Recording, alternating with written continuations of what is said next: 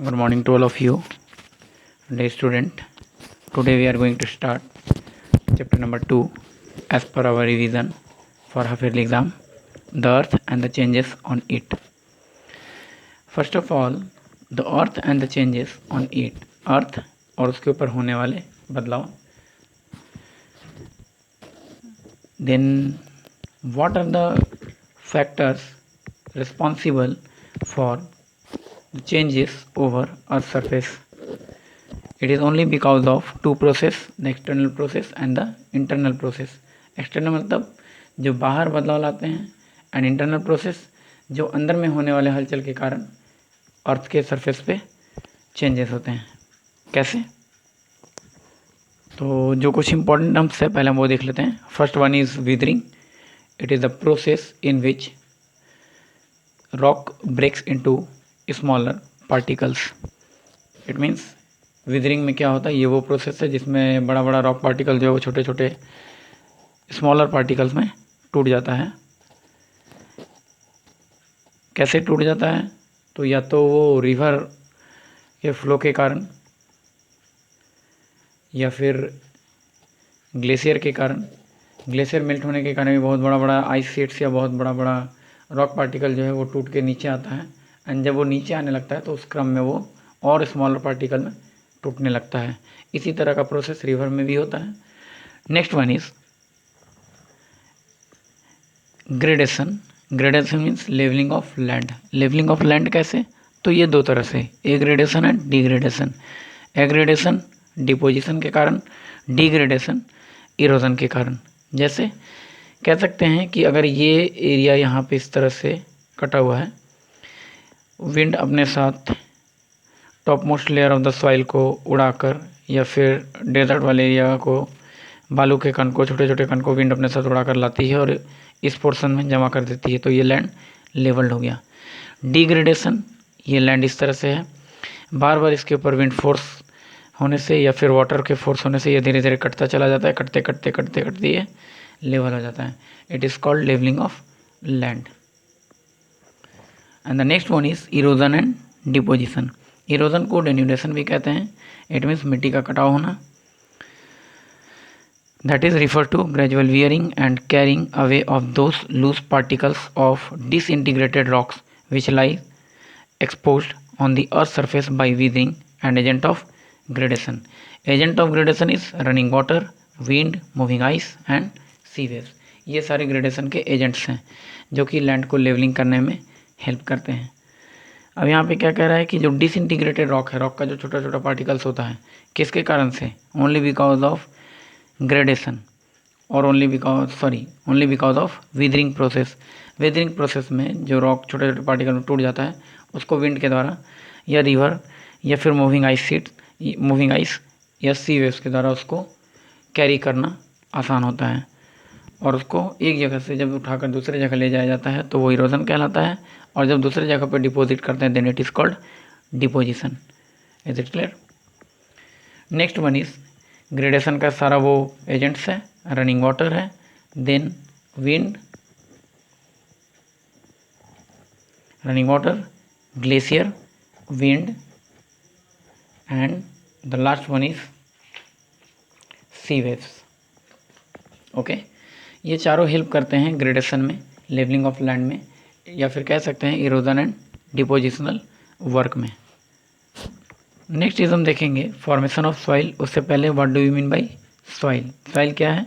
Soil is a loose material found on the earth surface and it is made up of organic and inorganic particles. ये organic और inorganic दोनों particle से मिलकर बना होता है.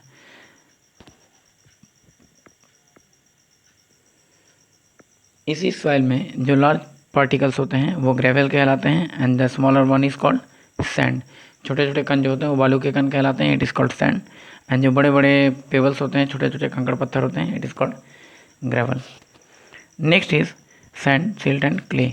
All these are smaller ones. A mixture of this particles give rise to different type of soil as per their proportion. They are called sandy, loamy and clayey soil. Mixture of this particle, जो छोटे छोटे particles होते हैं gravels और sand and clay silt का, ये सारे मिलकर क्या बनते हैं? तो Sandy, loamy and clayey soil बनते हैं. Next is formation of soil. Formation of soil आप पढ़ चुके हैं, मिलियन ऑफ ईयर्स लगते हैं सॉइल के फॉर्मेशन में, थिन लेयर ऑफ सॉइल के फॉर्मेशन के लिए thousands of years. It means formation of soil is a time taking process.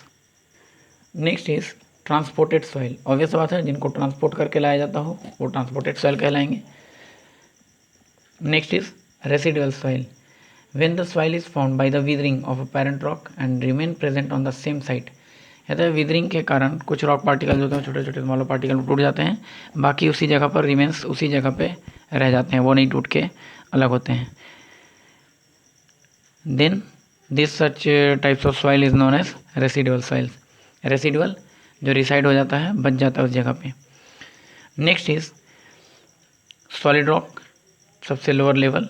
Next is weathered rock, sub soil and top most soil. Obvious बात है, top soil सबसे ऊपर ही होगा, सब soil उसके नीचे, सब particles, weathered rock and solids rock. बाकी इस चैप्टर में distribution of major types of soil है या मेजर सॉइल टाइप्स हैं। तो डिस्ट्रीब्यूशन या वर्ल्ड के इंडिया के मैप में देख भी सकते हैं, यहाँ इंडेक्स बना है, इंडेक्स के अकॉर्डिंग दिखाया गया है कौन सा सॉइल किस किस इंडिया के किस किस पार्ट में मिलता है। Next is alluvial soil.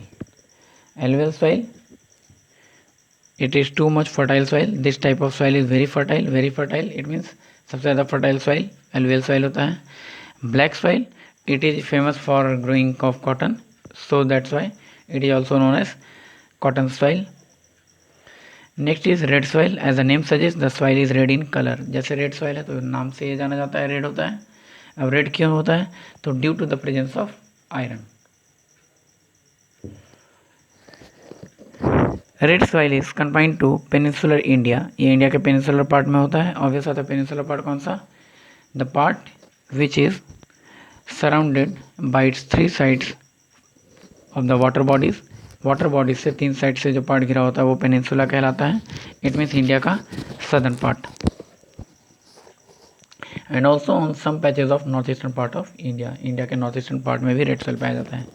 What is laterite soil, it is found over the hill slope of peninsular plateau. Peninsular plateau के हिल स्लोप पे। The laterite soil is found in the region of heavy rainfall. जहाँ पे सबसे ज़्यादा rainfall होगा वहाँ पे पाया जाएगा। तो ऐसा एज्यूम कर सकते हैं, जैसे मेघालय में सबसे ज़्यादा रेनफॉल होता है चेरापूंजी में, मौसिनराम में, तो वहाँ के ही माउंटेनियस रीजन में लैटराइट सॉइल पाया जाएगा।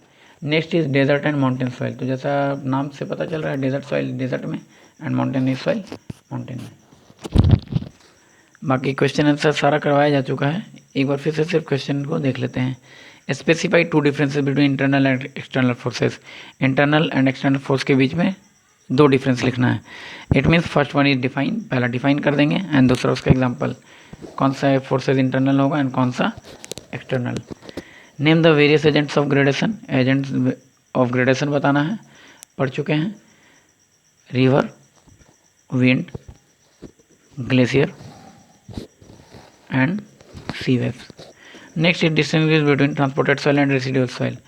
ट्रांसपोर्टेड सॉइल जिसको ट्रांसपोर्ट करके लाया जा सकता है, रेसिडुअल सॉइल जो उसी जगह पे बच जाता है after transporting the soil. How is delta form, delta कैसे फॉर्म होता है, चलो ये फिगर देख लेते हैं कि डेल्टा कैसे फॉर्म होता है। रिवर इस साइड से बहते आती है, जब ये अपने साथ बहुत सारा सिल्ट, क्ले, सेडिमेंट ये सब लेकर आती है ना, तो वो अपने रिवर बेड के पास जमा करते चले जाती है। जमा करने से क्या होता है, रिवर डिफरेंट डिफरेंट चैनल में डिवाइड हो जाती है। It is called distributaries. And जो स्मॉल रिवर आकर मेन रिवर से ऐड होती है वो ट्रिब्यूटरीज कहलाती है, ये डिस्ट्रीब्यूटरीज। तो जब ये अपना एरिया एक्सपेंड करने लगता है तो इस तरह का जो फिगर बनता है ना, इट इज़ कॉल्ड डेल्टा। क्यों, आप लोग देखे होंगे मैथ में एक डेल्टा का सिंबल होता है जिसका सिंबल ऐसा होता है। इट मीन्स रिवर यहाँ से ऐसे फ्लो करते आ रही है, धीरे धीरे धीरे धीरे ये चैनल में बढ़ के ये इस तरह का शेप ले लेती है। That's why it is known as delta. तो डेल्टा कैसे फॉर्म होता है, obvious when river comes with silt, clay, sediment and gravels and deposit it on its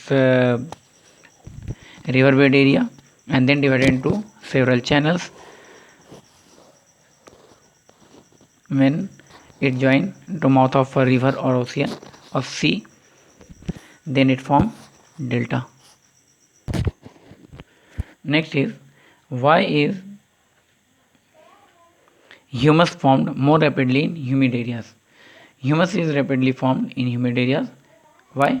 Because only due to heavy growth of plant and rich animals life. However, humus is low in desert soil. क्योंकि humus जो है वो desert soil में कम होता है, क्योंकि वहाँ पे मॉइस्चर कम होता है। एंड मॉइस्चर कहाँ पे ज़्यादा होगा? जहाँ पे plant life and animal life ज़्यादा होगा। That's why humus is rapidly growth और rapidly formed in humid areas. तो इस चैप्टर में बस इतना ही। लॉन्ग क्वेश्चन आंसर एक जो आपको भेज दिया गया है वो एक बार पढ़ लोगे, रिवाइज कर लोगे उसको, फिर उसका रिवीजन हम लोग नेक्स्ट डे करेंगे। ओके, इस चैप्टर में रिवीजन यहीं तक।